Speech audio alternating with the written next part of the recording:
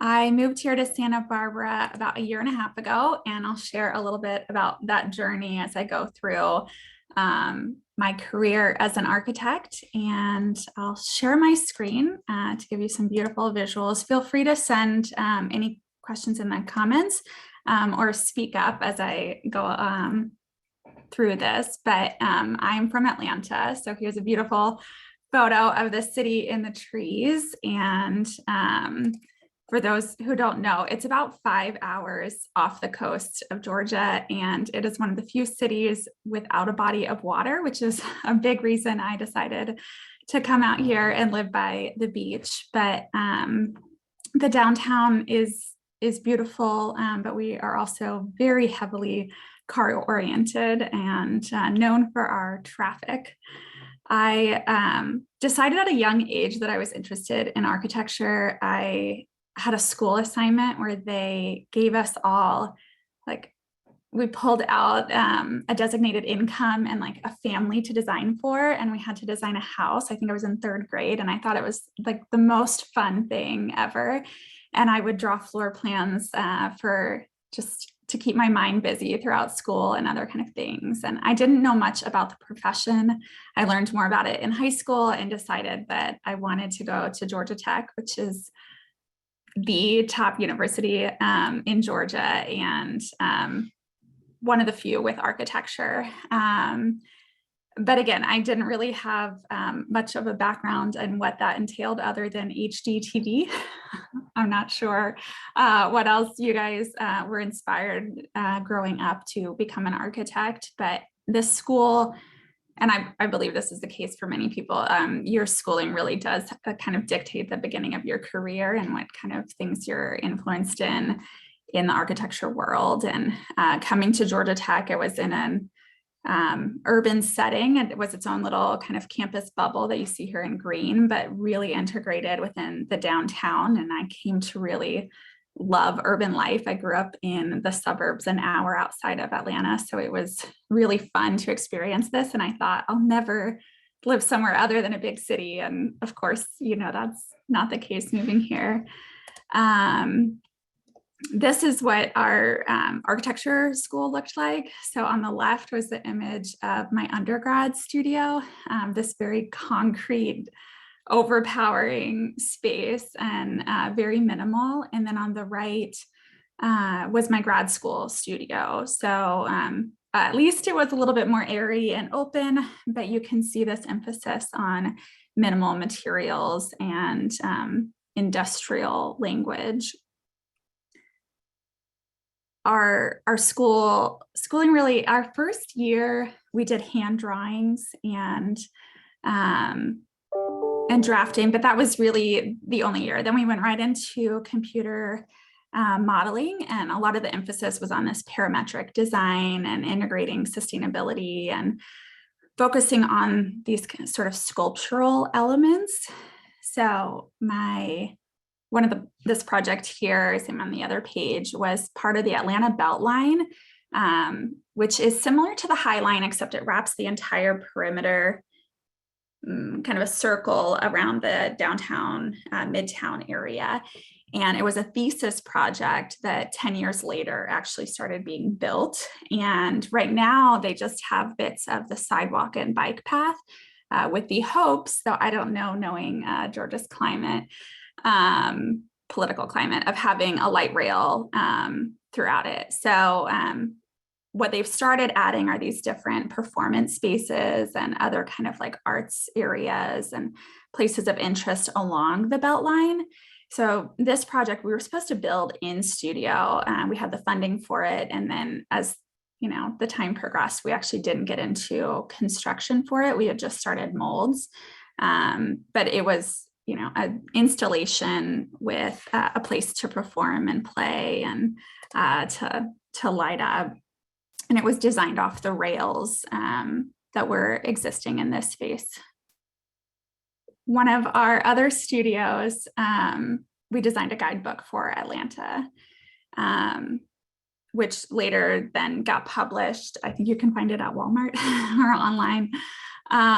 But our studio professor had us look at the dirty South, Atlanta, kind of comparing it to the rap wars between the West Coast and the East Coast. So very out there, especially compared to the people that I work with now, and many of them working in classical architecture and having studied at Notre Dame with very traditional architecture background, where instead we were looking and analyzing. This was my studio project where I looked at all the skyscrapers in Atlanta and who occupied them and what the top design was for them and how could we turn it into being a public space instead of them being mostly for lawyers and the elite. Heavily influenced by my studio professor, we knocked the tops off the buildings, quite literally, and then created these parametric modelings on top. Then, all the studio members created these different chapters for the guidebook and studied different parts of Atlanta. And we all interviewed people. I interviewed John Portman, who was a notable architect in Atlanta and was the grandfather of the mega atriums that you see in hotels.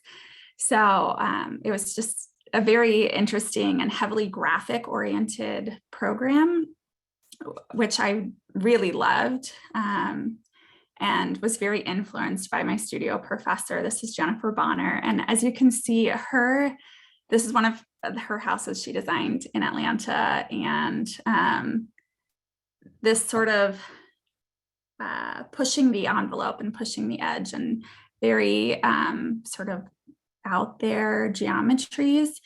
And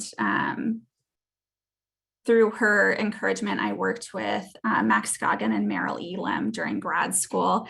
And again, on this kind of emphasis with sculptural pieces, we worked with a ballet studio, and the company wanted to do an entire set built out of cardboard, but it needed to be structural. They were going to be dancing and performing on the second stories, and it was all about home, and it was called Threshold and coming through into these spaces.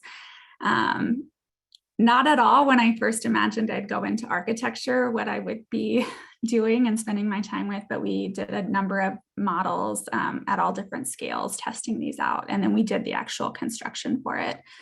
That was free graduate school labor. It was very beautiful, very fun. And then I started my career with Hauser Walker Architecture. I think at this point, I had been fed so many different ways to understand and see architecture. But then when you are confronted with working in the profession, all of a sudden it feels pigeonholed, like you need to work in a very specific type of practice or a very specific project type. And I wasn't ready to commit to that. So I was really attracted to working with this firm. They were a small boutique firm, as they called themselves, and basically anything that sounded interesting and intriguing, they took on a lot of small and medium-sized projects, but ranging from multifamily housing to educational, higher ed and civic, business fit outs in churches, and then even a tree house, which I'll show you, super fun. This was a pro bono project that we worked on. And the idea was that a tree would continue to grow. They started kind of small, so it actually wasn't in a tree, but it was part of a public space in Atlanta and was fully accessible, wheelchair accessible, and creating all these different moments for different ages and seeing the children play in it was a lot of fun. This was my last project with Hauser Walker. It was an art center, and the city actually had this abandoned library, an existing building, and they didn't know what to do with it. We led a series of public input meetings, which if you haven't ever done that, is an experience. Basically everyone, it's a free-for-all, and all these people in the community came and they all had their opinions of what this building should be used for. And as architects, we helped curate all of that and listen to it and decide through all these different layouts how that could be achieved. And we were working with the city's Parks and Rec department, and also then had to go out and speak to these advocacy groups, which was great to really understand the public perspective. And having been in this world of architecture at that point for so long, you really get absorbed into understanding things in a different way that the general public doesn't. And so it was a very fun exercise, but also very limited with space on how to fit in a black box theater that needed to be very specialized, a pottery studio. They had 2 painting workshops. And then of course they wanted an event space that could also be a gallery space. And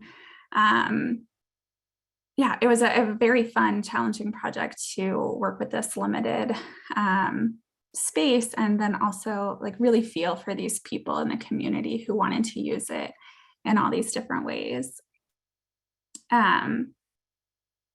I had decided at that point, I decided in 3rd grade that I wanted to be an architect and had just sort of run with it. And at that point in my career, I was finishing up all my licensing exams and starting to wonder if this is what I wanted to do. And at the same time, this role opened up at the cathedral in downtown. They had 6,000 parishioners and a school with 500 or so students. And they had a small existing parish center that you can see on the top left. And they were hiring a director of communications to help fundraise for this project, and then also kind of help the parishioners understand and kind of get on board with this building, and then be a part of the owner's rep group. So I left kind of the traditional firm experience for a few years to go and do this. And again, it was very eye-opening to work with so many people who don't have a background in architecture, to be looking at these plans, to be on the owner's committee and the building committees. I remember when I'll zoom in over here, but like this space was coming together. And as you can see, it's asymmetrical. And when they started building it, the other person who was an owner's rep with me was like, is that the way it works? It's not symmetrical. It doesn't align. And I was like, oh, that's been in the drawings the whole time. And you just start realizing like even just the ability to read drawings and to understand what you're looking at in the materials. It takes a lot to help our clients and the general public understand and envision what they're going to be getting as an end product. A lot of my role was helping to bring that to life, especially, for months on end. This is what they were looking at. And how do you get people excited? How do you get people wanting to donate money and to continue to live through the construction without understanding and getting excited about the final project? I will say this experience has been tremendous in working with other nonprofit organizations since then and helping them understand the different phasing techniques for getting constituents on board and communicating to these different entities and parties and being able to fundraise. Okay. Again, some final kind of just images. It was a very complicated project. It was a $30 million new build, and then also renovations all throughout this other L shape over here, while they were continuing school and other activities. So a lot going on, a huge design team and construction team and client team. Very fun. And as you can see here, like trying to help visualize. And a lot of my role was also creating these graphics for marketing materials, and then also just for the parish as a whole.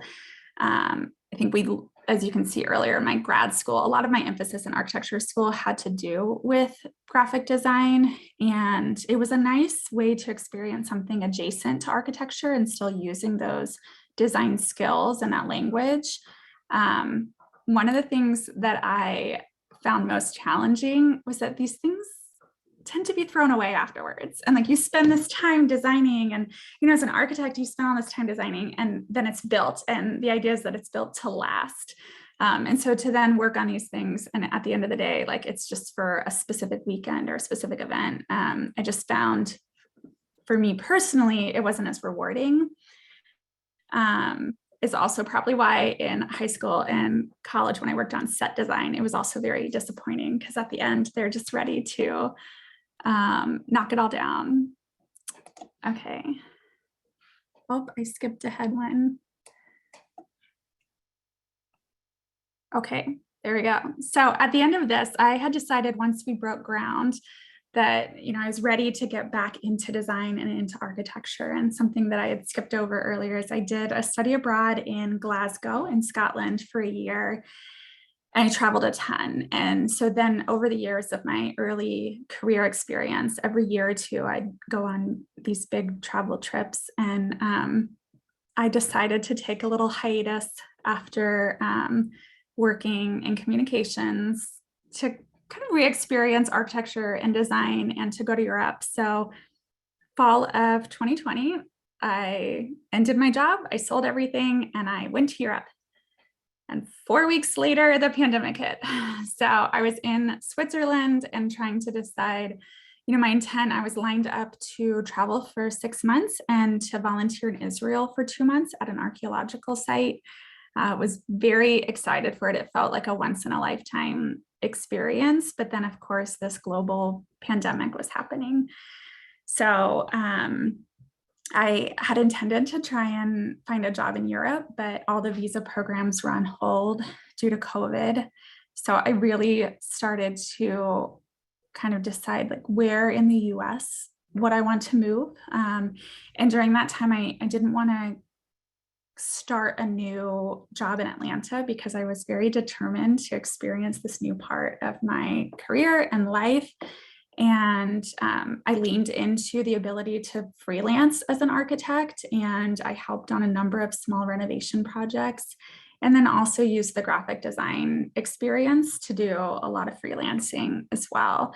So it is nice to know that as architects, we do have a lot of skill sets that can help us in different parts of our career. It's not just limited to a typical architecture firm experience. But I was really, one of the things that I love in Europe are these urban experiences that in Atlanta is similar to LA, where it's just sprawl and you may find little pockets, but it's just,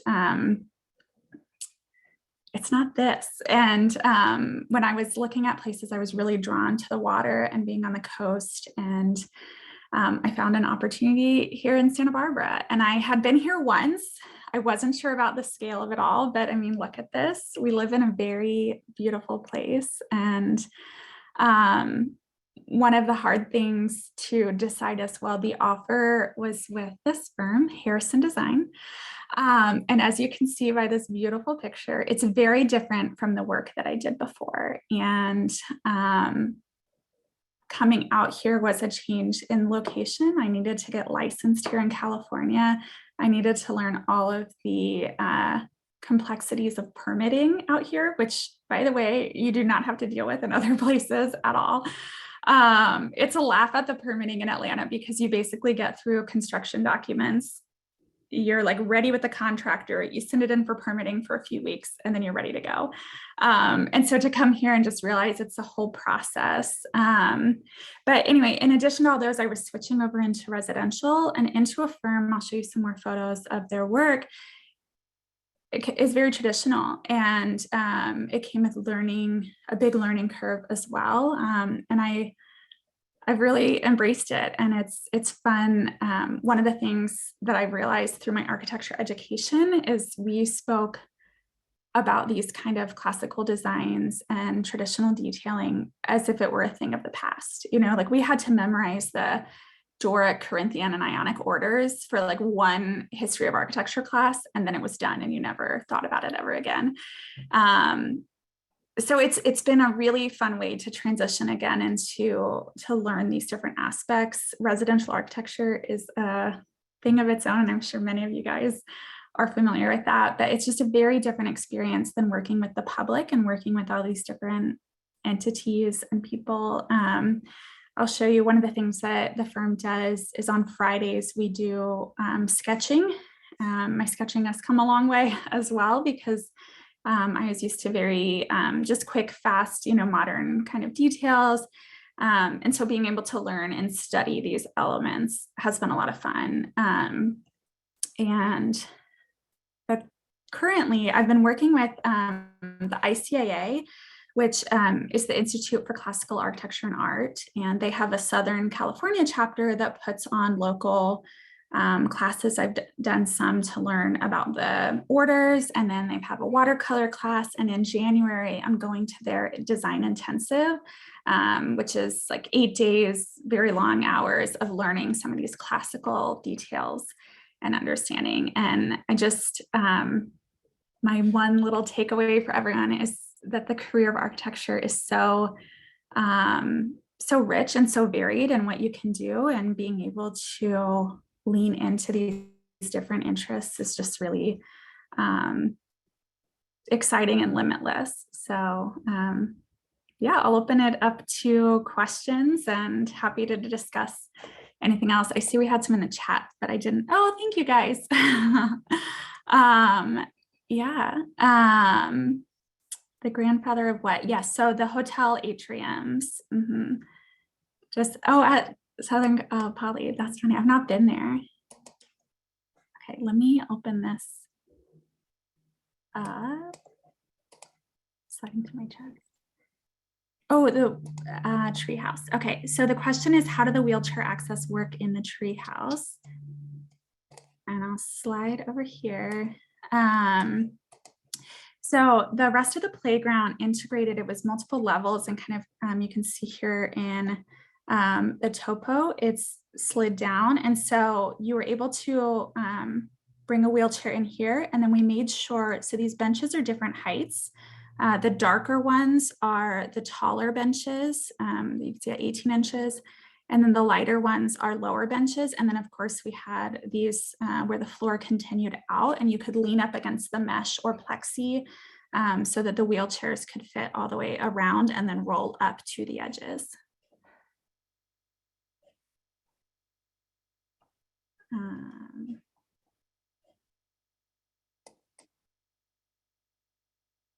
Any other questions? I'm curious too, if anyone has ever wanted to do something sort of architecture adjacent or take on a different career path within architecture.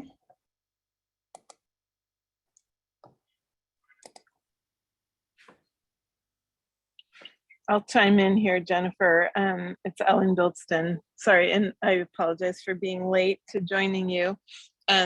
Architecture adjacent. Well, I think you made an excellent point a few minutes ago of just, how wonderful architecture is, and that there's so many aspects that you can decide to focus on. I think, yeah, there's just so many opportunities to, are you kind of urban design oriented, or like into the detailing of how pieces of wood and metal meet up with each other, and everything in between. So yeah, that would be a thought there. Yeah, that's one thing I never thought I would get into, but the projects, and I wish I could show the projects we're currently working on, but we're not allowed to right now by the client. But, detailing like ironwork things, wrought iron. I never thought I'd be detailing wrought iron. And we even within our office have someone who that's his specialty right now, because he's been doing it on so many projects and looking at these George Washington Smith details and learning from these architects from different time periods. It's been fascinating. Hi, Michelle Lang here. Thank you so much, Jennifer, for sharing your story with us. It's just fascinating to hear about your journey. In regards to the question about thinking about working on something architecture adjacent, we had the economic downturn in around, I think it was 2010. And at that time, there wasn't much architecture happening, and I had been laid off from my internship in an architecture firm. So I just start looking around, like, what else could I work on or do that still feeds me architecturally, if you will. And I stumbled into design build. Mm. So I partnered up, not partnered up, but I ended up working for a contractor, and we would work together. And so I would still do architecture, but it was kind of in a different capacity, if you will. Mhm. And that was really fun. But yes, I have thought of other things, like, gee, wouldn't it be fun to do jewelry design or something like that? Or I thought of tree houses too. I love your tree house. That's fun. Thank you. Thank you, Michelle. I think it's been really, again, I think a lot of my early career has been unpacking the expectations put on me by other maybe professors or people when you say I'm an architect and they dream up what that means, and even my own dreams for myself. But being able to realize, like, part of what drew me to architecture is this ability to design, and there's so many things to design in our world, from jewelry to tree houses. And I've always been intrigued by set design and graphics, and realizing that, like, not only the work experience that we have, but the education really does help us in so many paths. And even in my role as communications, being able to bring this kind of system and synthesizing, so much of my work right before that was taking all this public input and then helping to create a solution. And that's one of my favorite parts about architecture, is the problem solving, taking the client's ideas where they can't quite articulate what they're looking for or even visualize it, and then being able to produce something that they're very happy with. It's a lot of fun, and there are many ways to do that. Thank you, Isa. Isa said, ooh, ideally, what architecture do you see yourself working in about 5 years? It's so hard. Now that I'm in this world of more traditional architecture, I want to dive deeper and really understand it. I think I'm still drawn. I think there was a question above of how do I blend, or how does the minimalist design influence how I design classical now? And I think that's something I'm still drawn to, is a way to sort of imagine this elevated look. And that's something I appreciate in the Spanish colonial as well, where you can have these little details, but that overall it still gives this more simplified experience than something super highly detailed and ornate. So I would like to work in something that continues to blend that. I would also like to go, have more of a mix into the public realm as well. It's been really great to experience residential architecture. And I think, especially when we talked about economic downturns, it's nice to have a varied portfolio and experience so that you can work through different turns in the economy. But I care deeply that good design is for everyone. And so I do love working on public facing projects, whether that is, even businesses or shopping or restaurants, but things that the general public gets to see. That is such a challenge here, even in Santa Barbara. A lot of the residential is covered, they'll be on these big estates covered by plantings, and only a few people or invited guests get to see it. And so finding ways for us to integrate that. And I know with Harrison, we do a number of ecumenical projects and working on these church designs. I think that that's something really beautiful as well, because whether you're a parishioner or just someone passing by on the street, you get to experience that.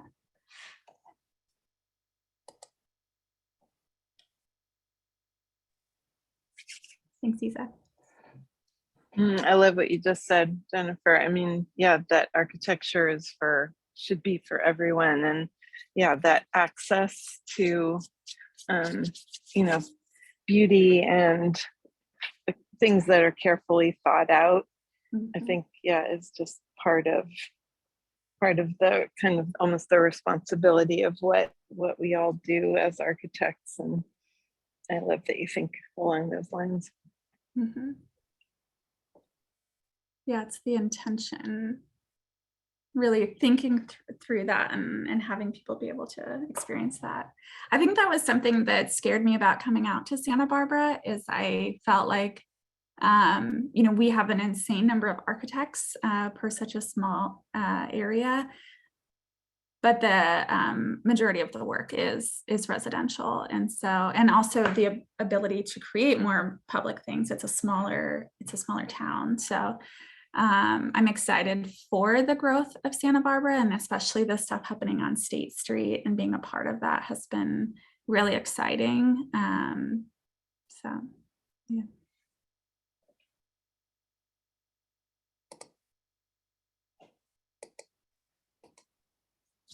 What are you working on State Street?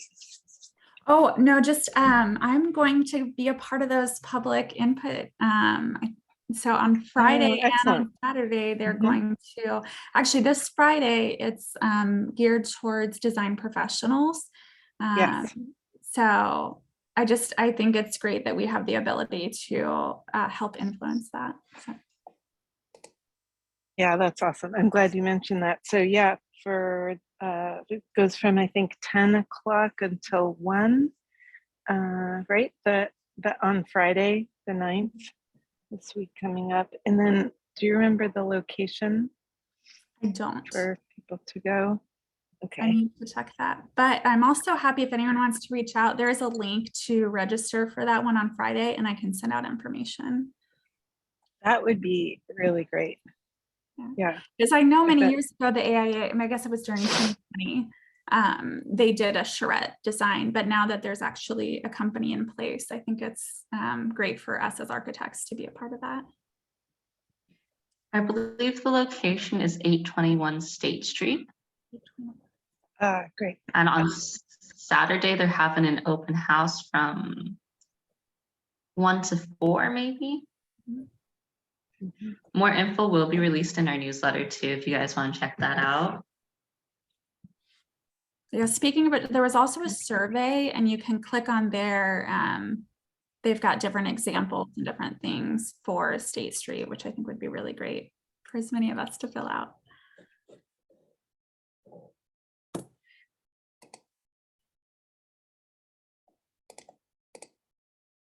Oh, okay. There's a question from Bren. What have you learned working in California that you wish you knew while working in Georgia? That's a good question. I think one thing that's difficult to kind of assess of whether it's California or also just my kind of maturity and experience in my career, but working coming out of school, I think I was always overwhelmed by how much I didn't know. And coming out to California, I've realized there's always going to be things you don't know. And even becoming licensed out here and taking the CSC, you just kind of realize that as an architect, you're helping to manage this whole project, and that it's important to know a little bit about a lot, but also who to trust as your experts, and building your network that way. So it's been just helpful as an individual and as a woman, especially when you're on these teams and sometimes the only woman, which actually hasn't been the case out in California, but was a lot in Georgia, of feeling confident and assured, and even as someone younger in their career. And so to be able to just trust that there are specific people who are experts. And I think I can feel that a little bit more out here because I knew I was new to residential. But also we work with so many specific craftsmen or even permitting experts or expediters. And so you can really trust everyone's expertise.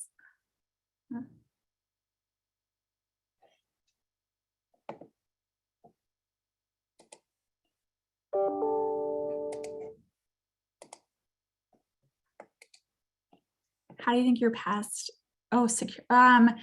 Well, okay. So Susan asked, how do you think your past experiences secured your current job at Harrison? I will say, as much as I really admire how many different paths we can take as an architect, trying to move locations was very challenging. I looked down a lot of different states and kind of assumed that I would have needed to go to a large firm and able to make that adjustment from a different state. But a lot of those large firms have standardized applications. So you're entering into this database and getting lost.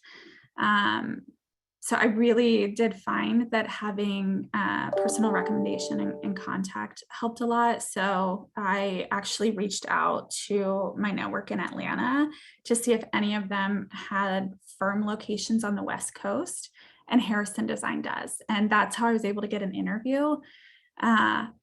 I still should meet with Anthony and say, you know, hey, you saw my entire portfolio was modern architecture. How did you feel confident in hiring me for this? But I think having those personal relationships, and I think I've been really impressed with the network here in Santa Barbara and being able to be a part of AIA, and even the emerging professionals group has been great. But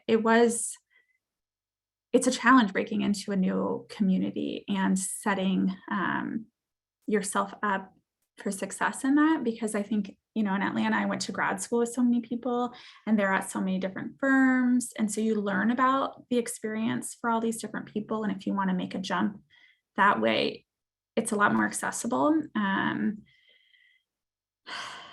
I don't know that helps Susan, but that, yeah, it was difficult. Thank you.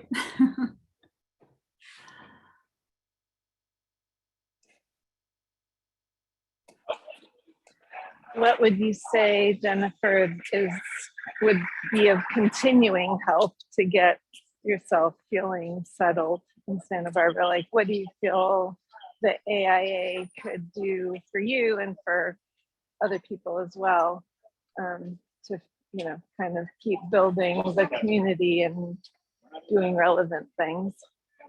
Yeah, I think it's that? been really great to have the in-person mixers as well as these. I think the one thing now that I've been here a year and a half that still is hard to get a grasp on is who these different entities are. You know, I know who we're working with specifically at the firm that I'm with, but kind of helping to broaden and understand the work of these different professionals. So what are the opportunities as an architect within Santa Barbara, and what kind of work are different people and different firms doing, but also the construction firms, and what are the new and exciting projects coming up in Santa Barbara. And I think kind of having a way to learn at that scale, I think would be really helpful. I've met a lot of people one-on-one, and kind of meeting at these larger events and then following up separately and learning about their experience.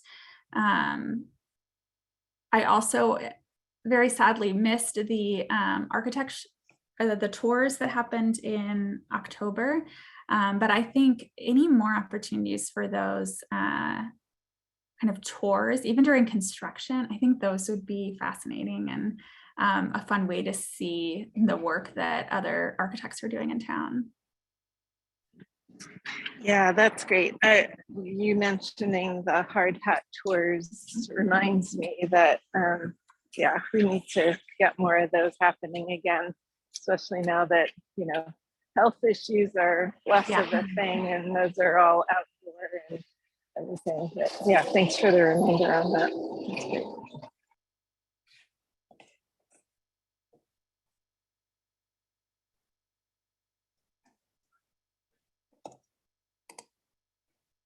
Oh, thank you. Thank you. I'm reading through. Did I miss any comments looking through?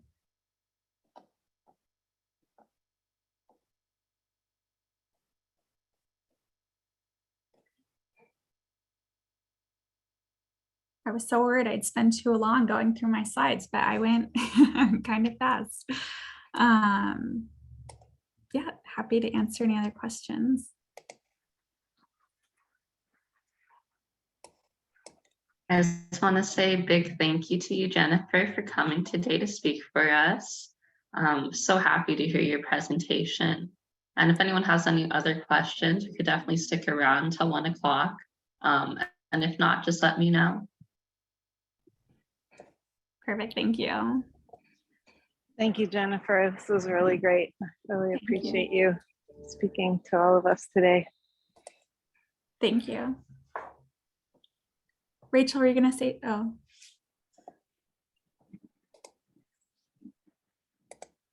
Okay. All right, and then just a quick reminder to everyone, we have these gatherings every month, and alternate months, they're the Zoom format, and then the months in between, we meet after work in more of kind of a happy hour format. And we have been meeting at different people's homes. The next meeting we have in January will be at Don Sherry's office.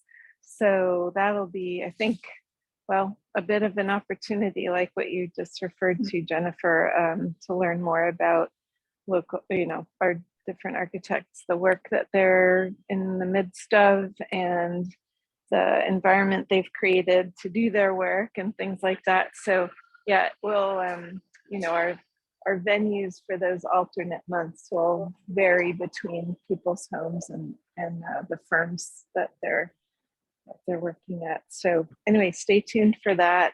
Dawn Sherry's up next in January, and our speaker at her office will be Rosa Alvarado.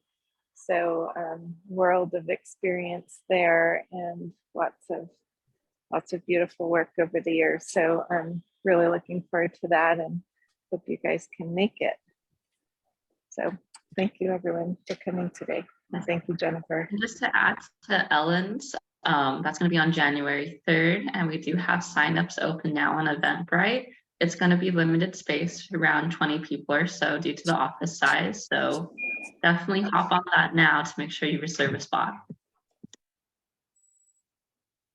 Thank you for adding that, Rachel.